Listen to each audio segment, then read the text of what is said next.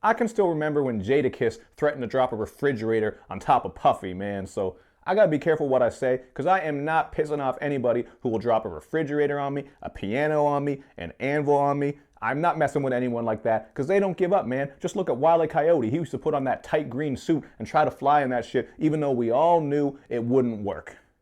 What's up, everyone? It's Luke James, not the singer. If you're looking to get your music reviewed, you can hit up this email. That's right here. But right now, we are going to talk about The Lox' first studio album in 16 years called Filthy America is Beautiful.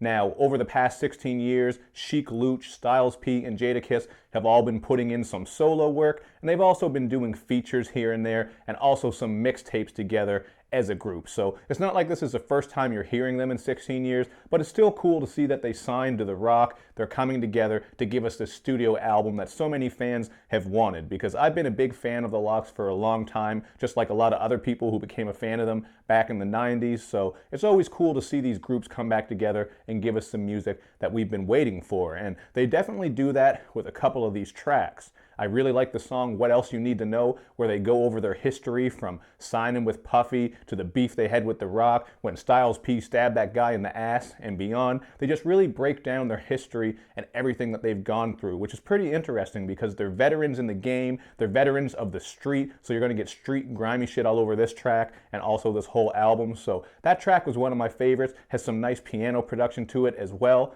And my other favorite track on here would be Move Forward, which is very simple to describe. It's just the Lox going in over some DJ Premier production. So I don't really have to say much more than that. Just hearing that, you know what this one is going to sound like, and it's really dope. So I like when they stick to their roots on this project, and that's when they come with their best shit, including when they collab with Mobb Deep on the song called Hard Life. This one is just some hard shit, as you can tell by the title and who's involved. And I actually thought Prodigy and Havoc stole the show on this one. I just thought their flows fit the beat much better. And part of that might have to do with how this song really reminds me of the track they did with Nas called It's Mine, because this also sounds like some Scarface shit. The drum pattern here has a similar style where that kick is just going boom, boom, boom, all the way through. But I'm not saying these beats sound exactly alike. I'm just saying if you know It's Mine and you hear this, I think you will know what I'm talking about when you hear those drums in particular. So there were a lot of good moments on here. I also thought Family was a cool track where they go into detail about the values of family and loyalty and how even when shit gets bad, you can still trust your family to come around, help you, lift you up, and be there for you. So there are a lot of good moments on here. The Lox are veterans. They know what they're doing. But the times that I didn't feel this album are the times where they're clearly trying to reach out to the newer generation and make some more mainstream, accessible stuff. Like the song The Agreement with Fetty Wap, which is pretty much exactly an example of what I don't want to hear from the Lox. This shit just sounds like a Fetty Wap song featuring the Lox and not vice versa, because you got Fetty doing one of his usual hooks on here. The beat just sounds like something that Fetty would get on rather than some of that hard street Lox shit. And you also got some questionable lines on here, like Styles P is on here talking about how girls are sucking his penis on an island. It is just hard to use the word penis in a rap and to make it sound good, especially when you're on some street shit like the Lox are. So that kind of threw me off for a little bit. And he also had a line about how the only way you can beat them is to get your girl to jerk them off, which, you know, kind of is a weird line, because I guess if that's all it takes to beat the Lox, like the Lox were coming at you with guns and they were going to kill you, all you had to do was get your girl to jerk them all off.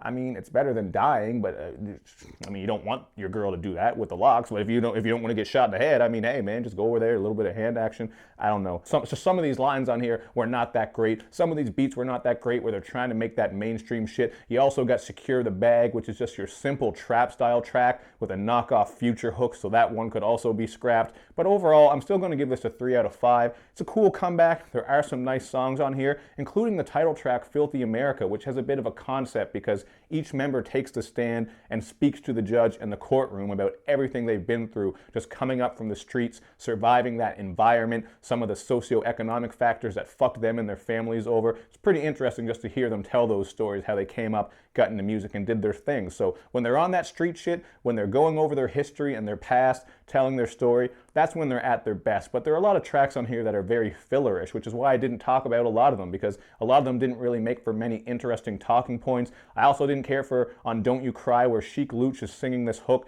that sounds like something Eminem might have sang 10 years ago. So You know, it's not a perfect album. I don't think it's a great album, but if you are a Lox fan, check this out because you're going to like some of these tracks. Some of the shit is fire. You will catch some of that street shit and some nice verses on here, but that's about all I gotta say, man. 3 out of 5 seems fair to me, but you guys let me know in the comment section what you think, and make sure you do all that good YouTube and social media stuff, man, where you like my videos, you share them, you follow me on Twitter, you retweet the videos, and of course, man, you gotta subscribe to my channel and click like on that Facebook page.